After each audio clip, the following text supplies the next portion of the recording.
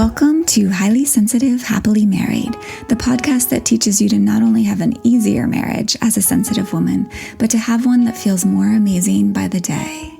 Where you'll hear relatable stories, love advice that works, and coaching on how to have a marriage where feeling upset and disconnected is a thing of the past, and where instead a sense of loving connection and even fun and lightness is the norm. I'm Hannah Brooks, highly sensitive person, love expert, and marriage coach, and I'm so happy to be on this journey with you. Hello, my friends. I'm so happy to be here with you today. It feels like it's been a long time. I've been recording interviews with some amazing clients, and so I haven't been here in my normal podcasting mode, speaking directly to you, and I just feel so happy to do so. I'm also feeling this heart swelling, like I've got a little treasure that's kind of a secret that doesn't need to be a secret anymore that I'm going to share with you right now.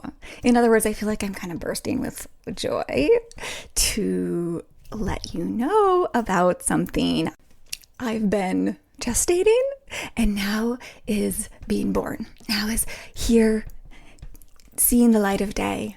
Now is ready for you to know all about it. So what is it? It is my new group program called Treasured: Loving Marriage as a Highly Sensitive Woman. It's a 6-month intimate group program to make your marriage the secure, light, connected one you want. So if you feel like you have been hurting or unsatisfied or unhappy in any way in your marriage, and that part of that might have to do something with being a highly sensitive woman, those days can be over. And you're going to want to take some time to learn about and consider if Treasured is right for you. Enrollment is open now. And we're starting in September. There's limited spots because I want it to be a small, intimate group. So if you're at all intrigued, I highly recommend taking a few minutes and really checking out Treasured and the page where I have a really in detailed description of what it's all about, what we do there, and who it's for, and what it will do for you. So to learn more about Treasured, you can go check out the link in the show notes that will take you to that page, or you can go to www.lifeisworthloving.com and you'll find a link for it there, or you can just type in /treasured. But you'll find it on my website. I have been imagining and dreaming into this and working on this for months, if not years, behind the scenes. So I'm so just overflowing with joy to bring this to you now. And today we're going to be talking about something that's very much at the heart of the work that we do in Treasured. Because actually it's at the heart of the work necessary to have the most amazing, most loving, most mutually supportive, and ultimately what I think of as the most lovingly interdependent marriage and love possible with your honey. So perk those ears, because I've got a lot to say today. So marriage is at its best, in my experience, and what I've gathered from all the women I've worked with.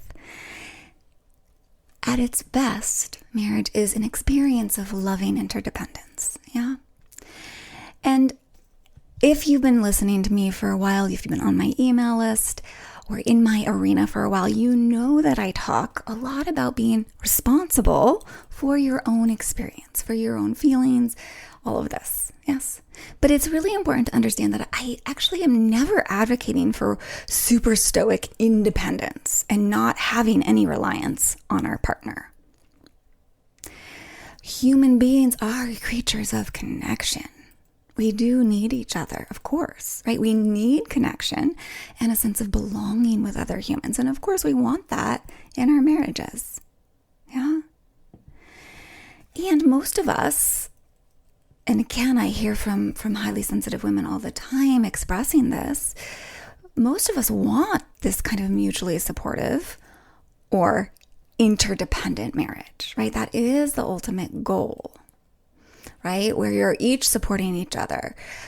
You're each like knowing each other well enough to like, offer a caring hand, offer a little insight. Like, it's really supportive, and you can rely on each other and lean on each other in times of need and pain, but also you can turn to each other for joy and lightness and laughter, right? And you can work through all the hard things together, and it's so secure, all of that, right? I could go on and on, right?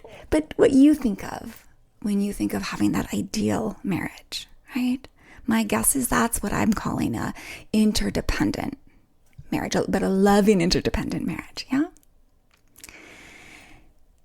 But the thing is, getting there, like that's the goal, but getting there is actually very counterintuitive.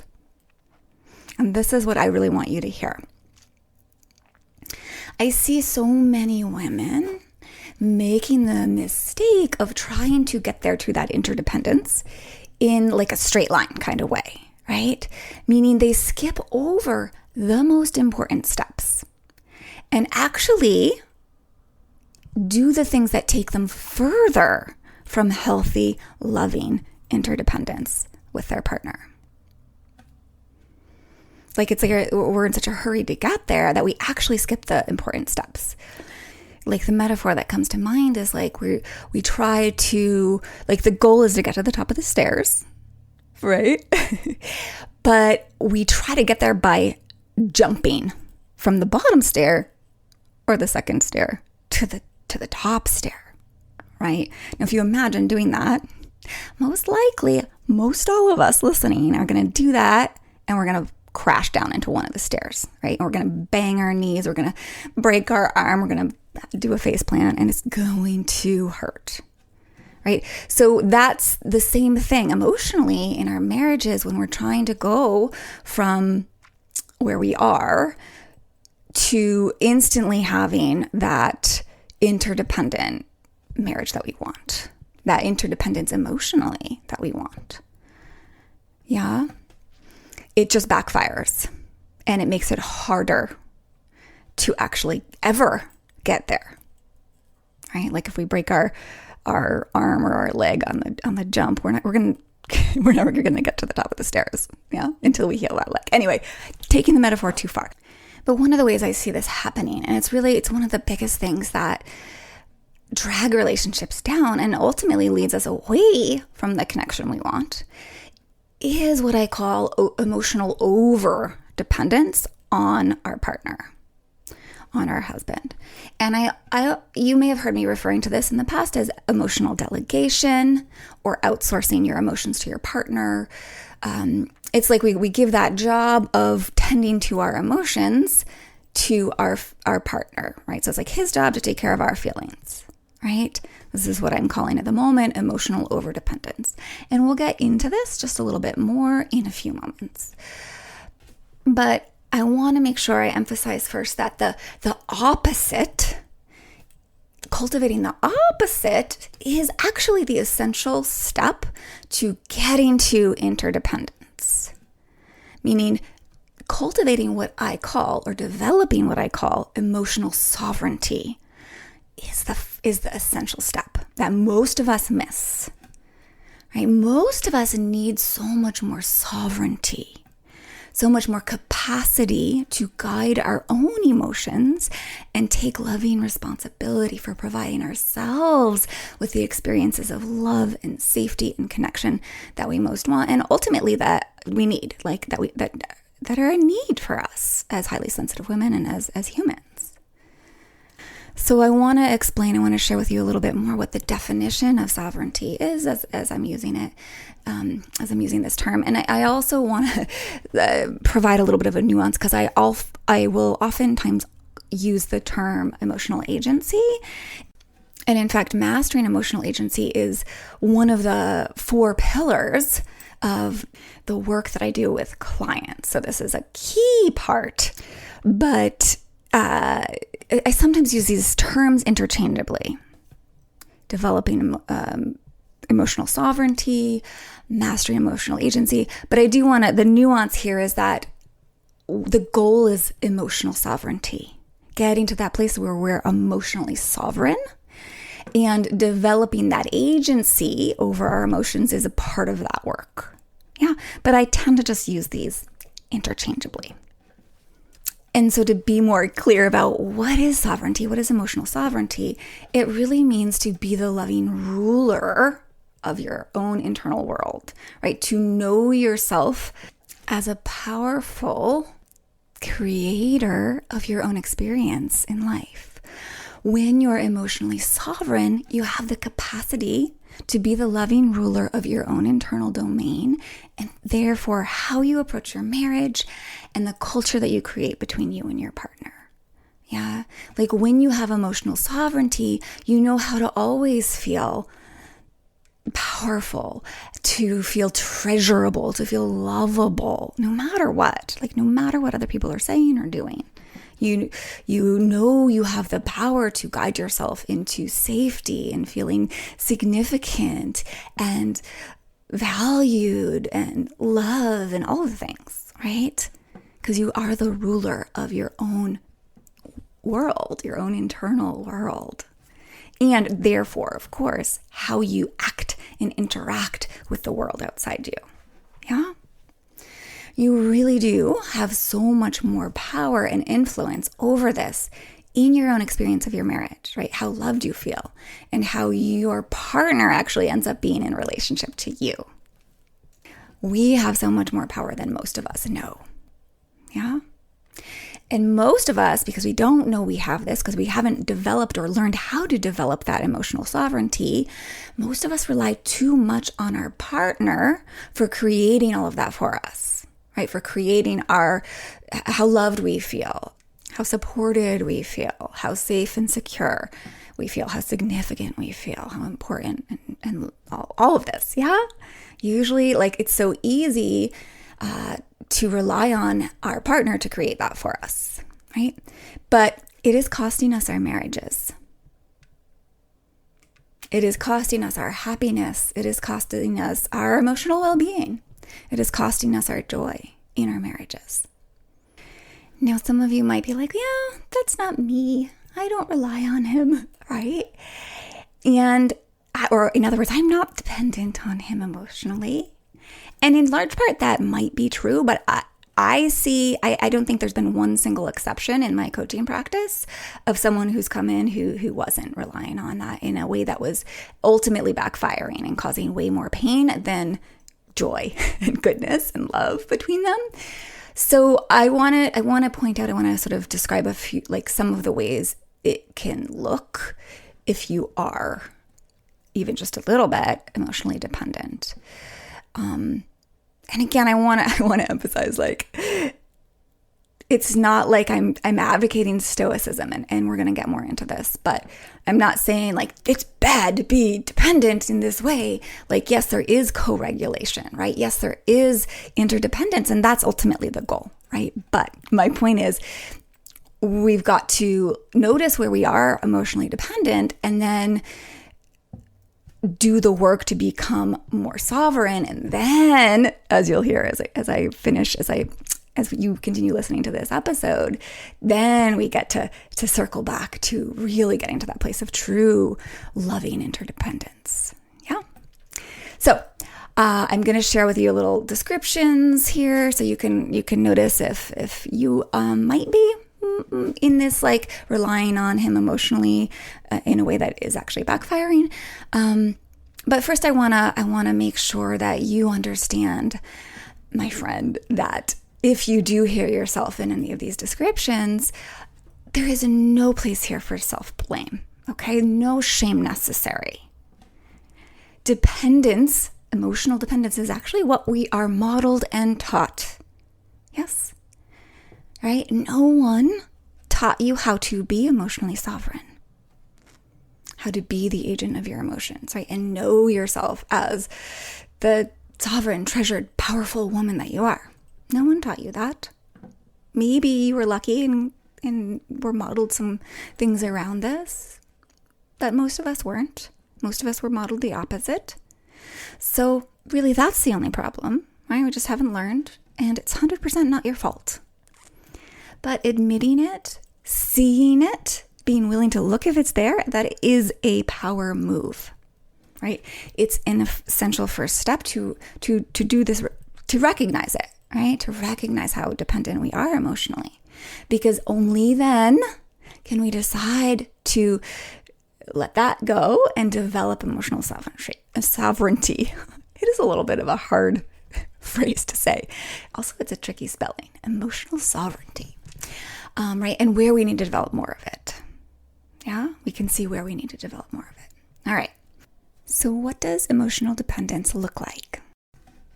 First, I do describe it in various podcast episodes in different ways.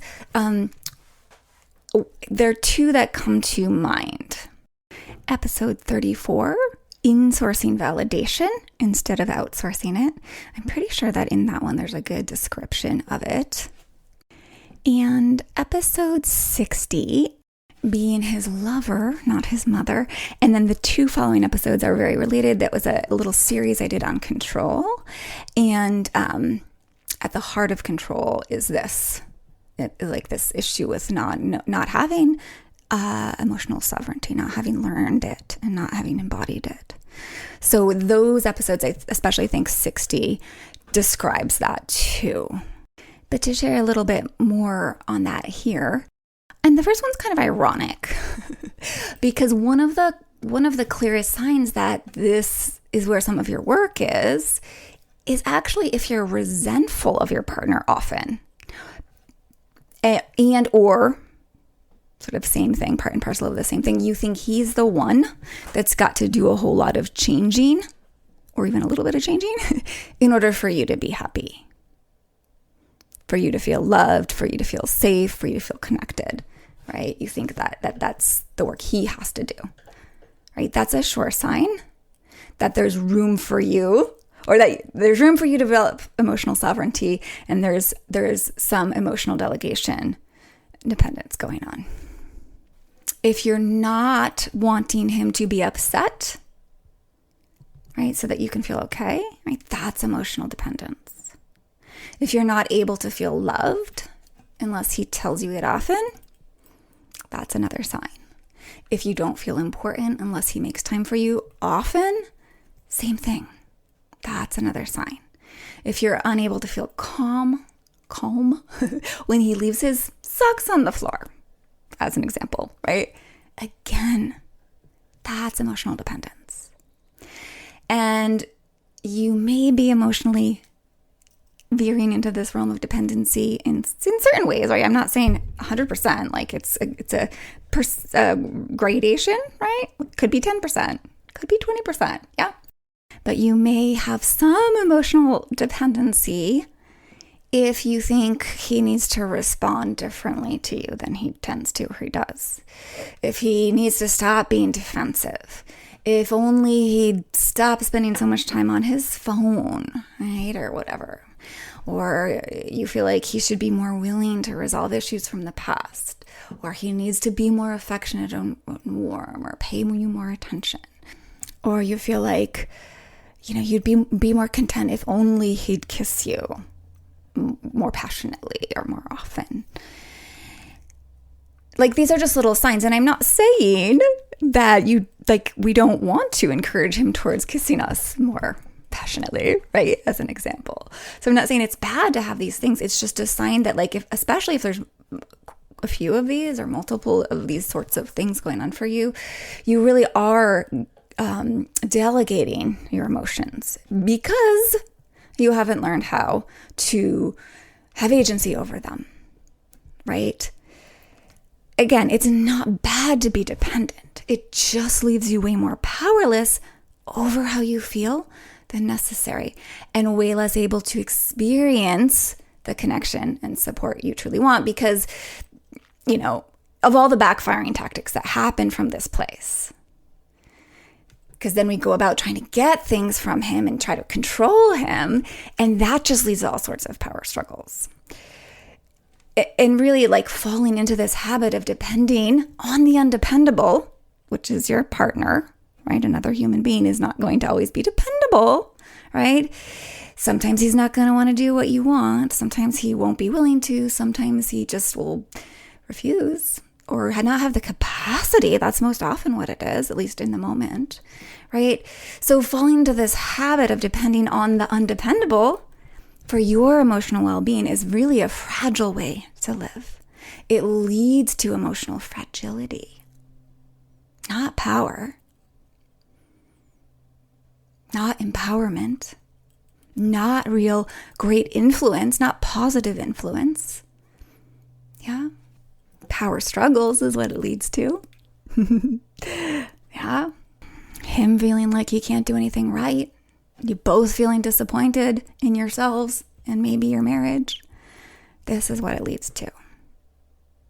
Right? Putting pressure on, because that's part of it. We put that if we can't meet our own needs, our own emotional needs, we put pressure on our honey to meet them for us. Yeah. But that's really not a powerful place to get your emotional needs met.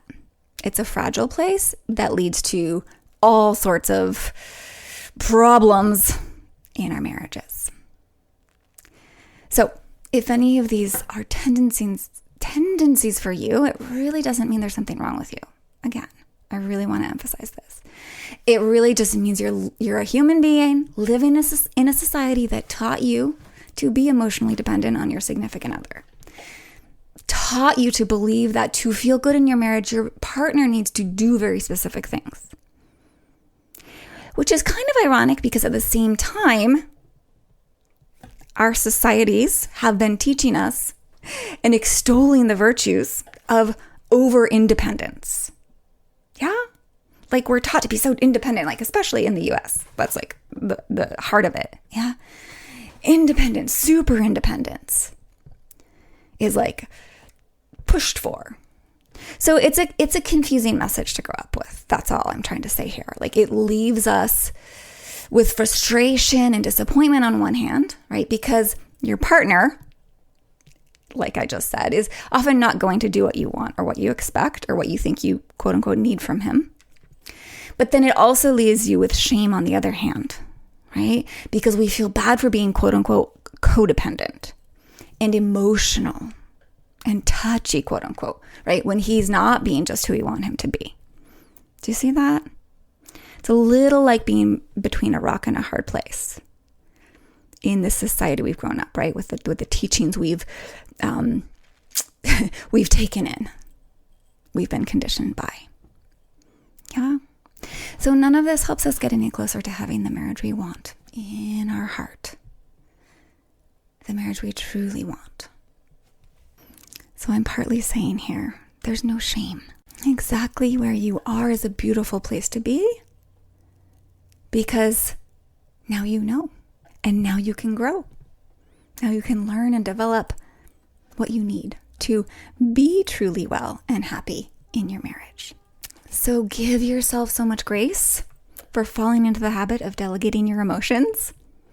I sometimes still do it. Yeah, it's a human thing in this modern world. So forgive yourself for it and let's move on. Yeah? And what I encourage you to move on to is deciding you will learn how to insource your emotions, or in other words, become the sovereign agent of them. Develop that emotional sovereignty. Because again, emotional sovereignty is an essential step to the ultimate goal, getting to the ultimate goal of a marriage of loving interdependence, yeah? Where you are mutually supportive and you treasure each other as you are, where you are so trusting and genuinely loving and things between you feel light and fulfilling. Yeah? All of that comes from no longer putting pressure on one another to emotionally provide anything that you or he may be unable to provide you with. Yeah. And it's natural to let that go when you've developed emotional sovereignty, because you always know how to provide that emotional nourishment for yourself. So that frees you up to simply enjoy each other and what each of you brings to your life together, right? And it frees you up to truly create deeper and deeper connection with each other, because you're not caught in any of those power struggles anymore. Yeah? And your relationship is lighter. And you feel secure with each other. Rather than taking you into more separate worlds, as stoic independence can do, yeah, emotional sovereignty brings you much greater capacity for true connection and this deep intimacy that we love as highly sensitive people, right? Also, because you have it in yourself. You have a mind-body-heart system, as I like to call it, that's so healthy, so open, so safe, and connected to itself that it can easily, naturally be in loving connection with others, right? It's just innate to this, I want to say this, like to such a mind-body-heart system, right? It's innate when we have this kind of connection with our own mind, body, heart system. And I sometimes will refer to this as a lasting love brain. When our brains are wired in such a way, when we've developed our capacities in such a way, our emotional capacities in such ways, where we always know how to bring ourselves to this sense of safety and love and connection, and, knowing of our personal power and all of this, like that's a lasting love brain. And we bring that wherever we go. And it's just natural for a brain like that to be able to easily create connection with others and create the kind of relationships we all really want. So another way of putting all of this is learning to turn back more towards ourselves for our own emotional support and guidance and nourishment is key, right? At first, for most of us, simply because we've been doing the opposite for a long time, relying more than necessary in a way that backfires on our significant other or others in general, right? So the work at first is to focus on our internal domain, to work on our relationship with our own mind, body, heart system, right? With our own self. First, this is the work where most of you listening are. This is the place. This is the step necessary. This is the missing step. Yeah? And the truth is, first and foremost, most relationship problems at their source, most of your marriage problems at their source have to do with our own selves, us, not being in a loving, intimate, caring relationship with ourselves. And ultimately not knowing how to work with our mind, body, heart system in a way that truly brings us into the best places, to put it simply. When we don't have this knowledge of our mind, body, heart systems and how to use them and how to work with them so that we are emotionally sovereign, when we aren't in an empowered, loving relationship with those parts of ourselves, it's very hard to then experience that loving, intimate, empowered relating in our marriages. Does that make sense? Meaning when there's less capacity for bringing ourselves connection internally, we have less capacity to create connection externally, right? And our love lives, they do reflect on the external what is going on in the internal. So the work for most of us at first, at this stage, is on the internal, right? Again, that emotional sovereignty. which of course is at the heart of that loving, empowered, supportive relationship with ourselves, our brains, our nervous systems, our minds, our hearts. Yeah. And I feel like I want to go a little further into what I mean by our relationship with ourselves. So when we don't have a great relationship with ourselves, it's not necessarily directly about like that not loving yourself, although it often is, or having a kind relationship with yourself, although that's important. But like when we don't have a great relationship with ourselves, it's often just that, you know, you're letting your mind run on default mode. Your mind, your brain, your lizard brain, without realizing that you are the steward of your mind. Meaning, when we let our brains run on default mode, we kind of become at the mercy of what I sometimes call lower brain dictatorship. This lower lizard brain, right? The lower brain, the survival brain that focuses on the negative. And by the way, I'll mention it again. I just think I mention this episode all the time. I think it's episode 6. If you're like, what is she talking about? You got to go listen to that. It's about the two brains and will really help you understand what I'm talking about. I call it the lizard brain primarily in there, the primal brain, but right now I'm calling it the lower brain. Right? So when we let our mind run on default mode, which almost all of us have or do, because we've never been taught how to not do that, how to steward our minds, how to supervise our minds and be in charge of them, right? So they just kind of run on autopilot. So when that's going on, that survival brain that focuses on the negative primarily, what's happening is it's usurping your higher brain and your heart. So your higher brain is your wisdom, your heart, right? And your fight or flight or freeze nervous system, right? When we're letting our lower brain be in charge, like our fight or flight system usurps our calm and connect nervous system. Yeah? And we can't be in a great relationship with ourselves or anyone else from that place when we're constantly in fight or flight or in like this lower brain dictatorship. Yeah? When we're not in our hearts, when we're not in our calm and connect nervous system. Our calm and connect nervous system, like that is the state we need to be in to have true connection and to feel true connection and to be able to like, you know, relate to each other in a way that's generative of the kinds of experiences we want in our marriages. Yeah. So in other words, when we're at the lower brain dictatorship, right, we're unconsciously creating for ourselves lots of suffering and pain, and not the nourishment and care and peace that you can totally self-generate as soon as you learn how. And it's really not that complicated to take back the reins from the lower brain dictatorship and step into that sovereignty, right? And you know what's fun about sovereignty? I love the word because it's like, it reminds me of a queen, right? A sovereign is a queen. And so as we step into sovereignty, we're stepping into sort of a sense of being the benevolent ruler or the queen of our own mind, body, heart systems. Yeah. So again, if you're like, I want to learn more about that, that's interesting.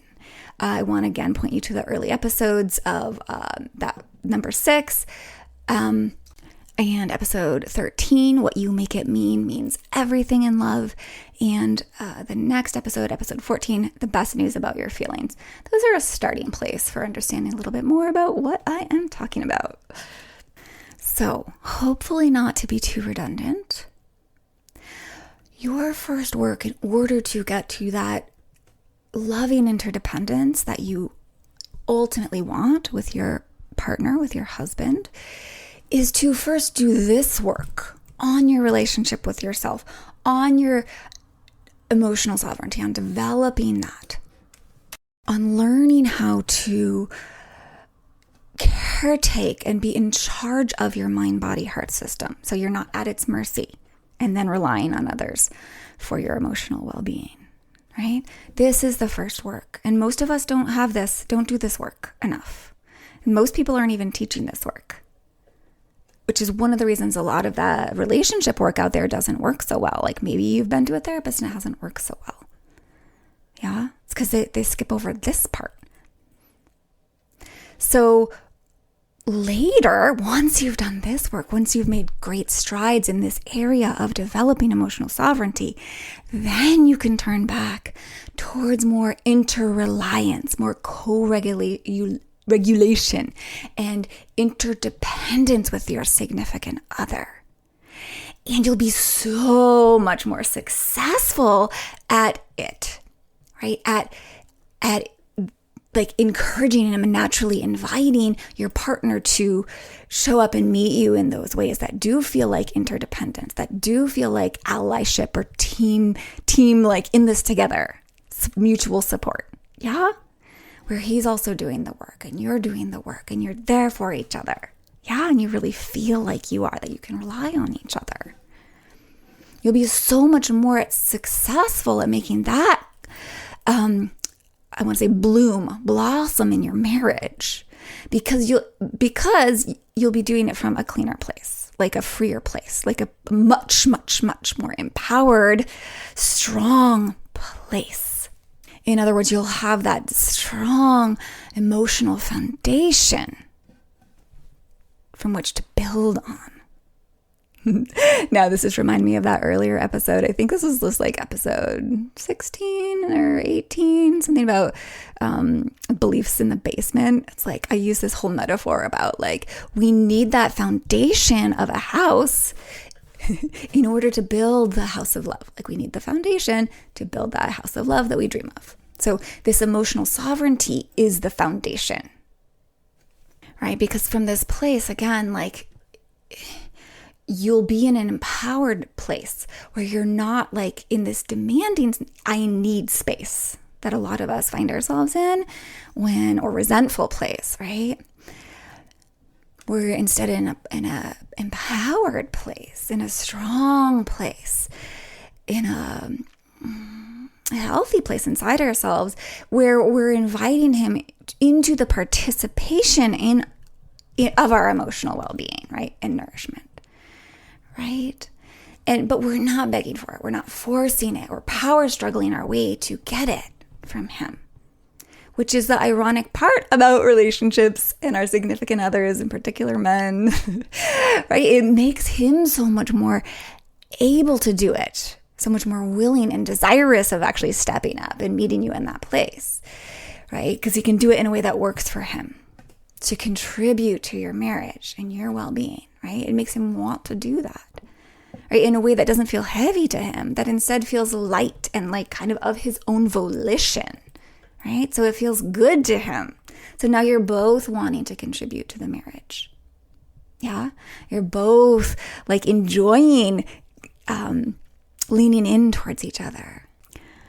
And I just hear it time and time again from my clients that they're kind of amazed to witness this as they work on their emotional sovereignty. Over time, they start seeing him stepping up more. And next week specifically, you'll hear testament to this in my interview with my client, Kim. I'm so looking forward to sharing her experience with you. She's amazing, and the changes that she's seen have been amazing. But she's also one of so many women I've worked with who report this, like how she did this work on herself. Her partner joined in doing his own on himself and on the relationship, right? And this is a goal we have, don't we? Yes. So I want to kind of invite you into a vision I have for you and for all the sensitive women here who want a marriage that feels so good to them. I want to invite you to join me in creating a world where we, sensitive women, know deeply the loving, influential power of our huge high integrity hearts, And we use that to make our marriages amazing, thriving examples of how a great relationship is done for the generations that come after us. A world where we are no longer beholden to and ensnared in that old suffering-producing way, right? That the generations that came before us had in their marriages, right? Because we've shed that old conditioning that kept us in that dependent cycle. And we've unlearned the ways that led those people into that resentment, into that bitterness, into that loneliness, into what even was subservience, and we can sometimes find ourselves in, but ultimately disconnection. Yeah. And instead to choose to learn the path to having the most loving, sensitive in the best term of the word, or best meaning of the word, best sense of the word, deeply interdependent love that's available with our partner. In this world, we no longer feel overtaken and undone by our big, deep emotions, right? Or instead, we're dependably able to guide ourselves back from there into feelings of peace and confidence and compassion and really deep love, right? Where we know exactly how to be in charge of the most powerful creator of our own experiences, our own brain and nervous systems, mind, body, heart system. Yeah? So we aren't at the mercy of, the default brain, the lizard brain, lower brain dictatorship, but we are our mind, body, heart system's loving, supervising steward. Yeah? Caretaker, tender, guide. We have the owner's manual of our mind, body, heart system, and we know it by heart. We know how to use it. So we always know how to guide ourselves to support ourselves in creating what we want in our lives, in creating what we want in our relationships. In this world, we sensitive women cultivate our own emotional sovereignty until we become unstoppable forces of love in our own lives. Until we have the relationship and marriages that are truly interdependent ones that we crave and envision in our heart of hearts, right? So that your world becomes a place where you wake up in the morning and you smile that you're here in another new day with this person that's so dear to you waking up at your side. And you know without a doubt that today, once again, you and he will have many moments of connection, of affection, where the challenges of living together will be faced supportively with a sense of allyship, yeah?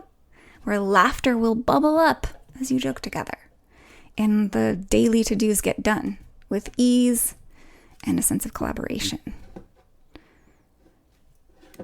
This is a love that doesn't feel like struggle, but it's a naturally rewarding realm that you feel safe in and you feel stretched by in the best ways, the most rich ways. Can you see it? Can you get a taste of that? This is what we are doing here, over here in Hannah Land. And I love calling it, maybe it's a little grand, but a revolution of love. That's what we're doing here. Yeah? But we're starting it here in your own world. We got to start in your own world, in your marriage, in your own self. And it starts, like getting there, starts by deciding you're done with the old ways that aren't working. And you are ready to make changes at the source of your emotional world, your inner world. You're ready to learn the emotional sovereignty that wasn't taught to you by your therapist or books or society. Yeah? All of this starts by deciding to put yourself into developing it, so that the love that you want really pours into your own world and stays there for life. If you know you want to do this work and make these changes in yourself and in your marriage, you can always start by listening to the podcast episodes that I've suggested, or, so many of them offer little tidbits of this. But if you really are serious about it, developing this and making these changes, you do want to be in my new small group program, Treasured. And this is at the heart of the work that we do there. And I believe that emotional sovereignty is built beautifully in community. In a small, safe, loving community, there's nothing more powerful than a group of other women who get you fully, who have gone through a lot of the same experiences, who have a lot of the same challenges, who are sensitive like you, and who want the same kinds of things in their marriages. To heal your relationship challenges and your relationship with yourself. So you are going to want to join me in Treasured. To learn more, once again, go to the link in the show notes or head over to www.lifeisworthloving.com, and you'll see there on the homepage a little tab that says Coach with Me, Treasured. That's where you click. Or you could just head right over to lifeisworthloving.com/treasured. I would so love for you to join me, and I cannot wait to support you and this amazing little group that's going to be forming to do this beautiful work on making your marriage the amazing, loving, interdependent one you want. So join me and be oh so well until next time.